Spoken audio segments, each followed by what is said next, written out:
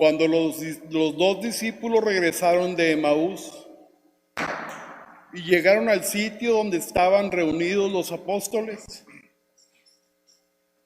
les contaron lo que había sucedido, lo que había pasado en el camino y cómo habían reconocido a Jesús al partir el pan. Mientras hablaban de esas cosas, se presentó Jesús en medio de ellos y les dijo: la paz esté con ustedes.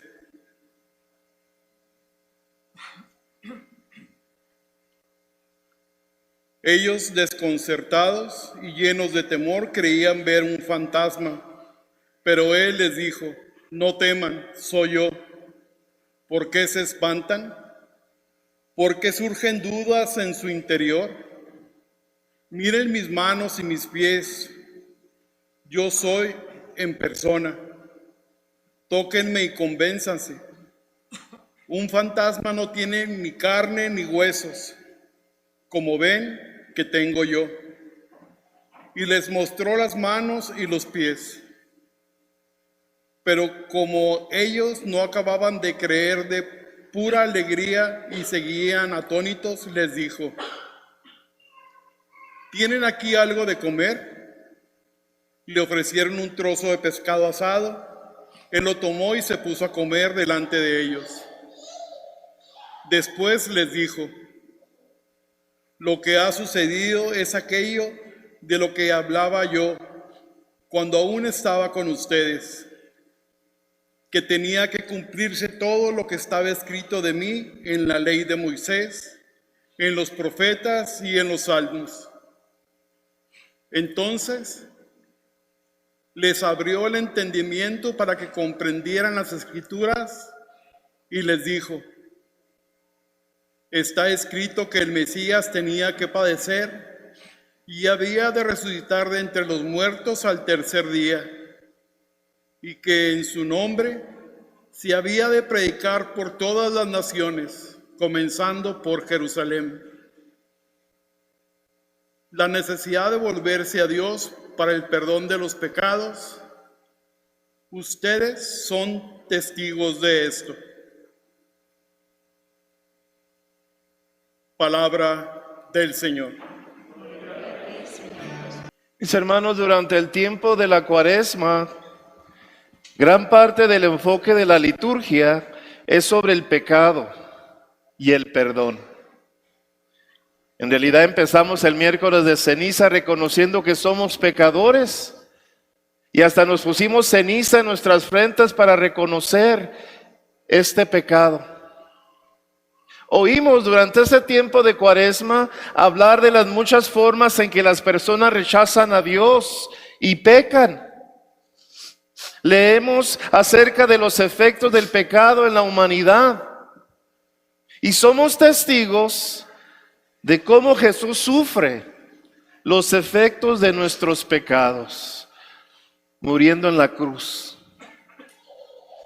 Ahora, en el tiempo de Pascua, mientras celebramos la nueva vida del Señor, nosotros tal vez sorprendentemente nos encontramos este domingo en el que las tres lecturas reflexionan sobre el pecado una vez más. Pedro, en los Hechos de los Apóstoles, dice a los líderes de los judíos que la muerte y resurrección de Jesús habían sido predichas por los profetas. Ahora deben volverse hacia Dios, convertirse, cambiar sus vidas para que sus pecados sean perdonados. Juan, en la segunda lectura, dice que Jesús es nuestra víctima de expiación por el pecado, la nuestra y la de todos. Él ofrece su vida por los demás. Lucas, en el Evangelio, da su relato del primer encuentro del Señor resucitado con los 11, concluyendo con el mandato: en el nombre de Jesús, el arrepentimiento para el perdón de los pecados debe ser predicado a todas las naciones. Las reflexiones de la Pascua sobre el pecado y la penitencia son diferentes a los de la Cuaresma. El enfoque durante la Pascua no está en los males del pecado, las consecuencias del pecado, sino en la redención del pecado. Con la resurrección de Cristo, mis hermanos, el mundo ha sido transformado. Ya no estamos controlados por la oscuridad, por el mal, ya no estamos encadenados. El mundo está siendo restaurado al plan original de Dios. Él nos ha dado la vida. Él ha vencido el pecado, que es muerte, para que estemos unidos a su vida resucitada. Hay personas en nuestro mundo que no saben esto. Hay gente en el mundo que han oído hablar de Cristo, de la religión, del perdón, pero no han sido guiados a una experiencia del perdón del Señor. Estas pueden ser las personas de la noche oscura que sufren en el mundo de la prostitución, la industria del sexo y la cultura de las drogas. Son explotados para que otros puedan enriquecerse. Ven que su única opción en la vida es sacar lo mejor de una situación terrible o terminar sus vidas. Estas personas no han sido testigos de una transformación de la vida. Nadie les ha llevado el testimonio de la resurrección. Tal vez la gente en la oscuridad son las personas del hogar solitario y la vida solitaria. Han trabajado mucho y muy duro para sacar el máximo provecho del mundo. Sus vidas y sus casas están llenas de cosas muy hermosas.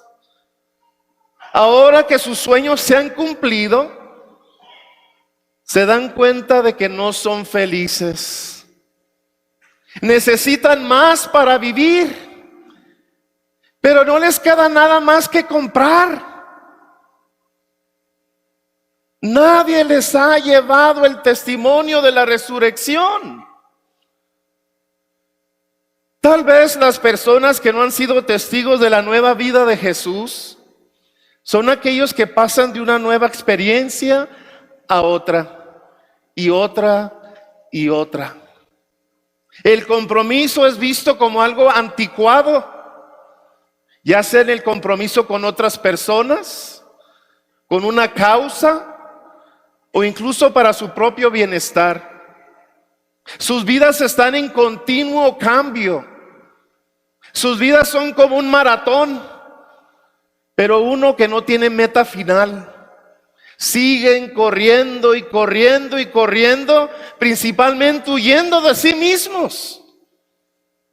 Necesitan a alguien que dé testimonio de una nueva forma de vida, el camino del Señor. No soy un fantasma, dice el Señor en el Evangelio. Soy real. Tóquenme.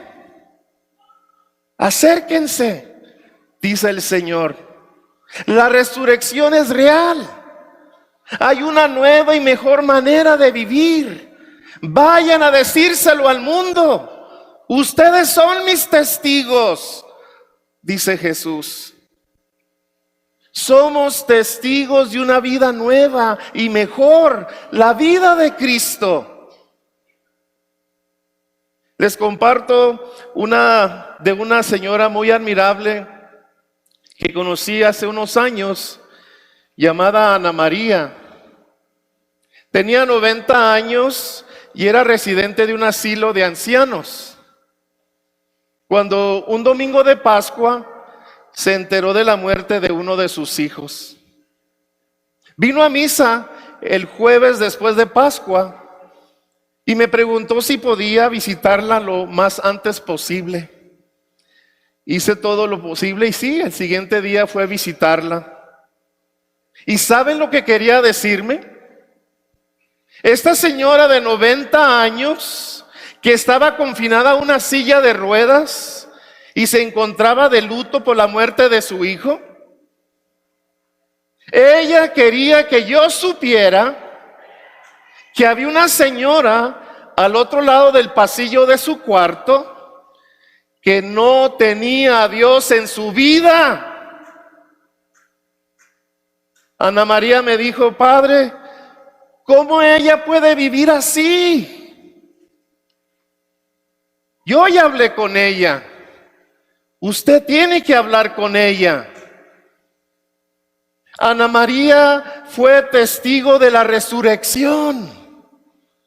Ella no era teóloga, pero entendió muy bien que la vida con el Señor es diferente. La vida con el Señor es transformada. La vida sin Él no tiene sentido. Confrontada con alguien que vive una vida sin sentido, ella como cristiana tenía que hacer algo al respecto. Tenía que dar testimonio de Dios en el mundo y en su vida. Muy pocos de nosotros estamos llamados a actos de valor heroico en nuestra fe. No se nos pide, como a San Ignacio de Antioquía, elegir entre renunciar a la fe o ser arrojados a los animales salvajes en el Coliseo. Pero todos estamos llamados a ser testigos de la fe. Todos. Hay tantas personas cuyas vidas no tienen sentido, porque nadie les ha dado testimonio de la nueva vida y mejor y transformada en el Señor. Ellos dependen de nosotros para dar ese testimonio. Nosotros, no solo como iglesia, sino nosotros como individuos, cada uno reflejando la nueva vida del Señor en su vida. Hay gente en el mundo que aceptará tu testimonio de Jesucristo porque ha llegado a conocerte y a respetarte. Necesitan que los guíes a Dios. Necesitan que los saques de una vida sin sentido. Necesitas que sean un testigo de la libertad de las tinieblas y del pecado, un testigo de la nueva vida, un testigo de la resurrección. Hay una persona de nombre Randy Ross, presidente de Life Team. Life Team es un programa de evangelización para la juventud. Tiene, por ejemplo, conferencias cada año donde se reúnen miles de jóvenes en estas conferencias de fe, de esperanza, de regocijo. Y en diferentes parroquias existe este programa de Life Team, evangelización para los jóvenes. Y a menudo Randy Ross cuenta la historia de su conversión, cómo cambió su vida. En realidad, no había sido criado en ninguna fe, en ninguna religión. Y en escuela, dice él, preparatoria, le gustó mucho una chica muy hermosa. Y él se enteró que era católica y muy involucrada en su iglesia, en su parroquia. Aprovechó esto como una oportunidad para hablar con ella y le preguntó si podía acompañarla a la misa. Ella dijo, claro. Y Randy pues sintió que este era un pequeño paso para salir con ella. Así que fue a misa con ella. Después de la misa fueron a comer y ella le preguntó, ¿y qué te pareció la misa? Él no tenía ni idea de lo que era la misa. Solo había puesto su atención en la jovencita. Pero él dijo, oh, fue maravillosa. Y ella le preguntó, ¿qué parte de la homilía te gustó? Trató de decir algo, pero no le salió ninguna palabra. Y ella le volvió a preguntar, ¿prestaste atención a las lecturas? ¿Te acuerdas de cuáles eran las lecturas? Otra vez trató de decir algo, pero se quedó sin palabras. Pensó, de seguro, ella no va a querer volver a salir conmigo. En cambio, ella le dijo, si quieres venir conmigo de nuevo la semana que viene, está bien. Pero esta vez, inténtalo, pon atención. Y sí, fue con ella a la siguiente semana a misa. Y sí lo intentó, sí puso atención. Y poco a poco se fue enamorando del Señor y de la fe católica. Con el tiempo se convirtió al catolicismo y pasó a ser parte de la fundación de Life Team, como les digo, esta organización de evangelización para jóvenes. ¿Y la chica se casó con él? No, ella no se convirtió en su esposa, pero ella fue testigo de la resurrección. Mis hermanos, que cumplamos la misión que Cristo nos dio cuando nos llamó para decirle al mundo que Él vive.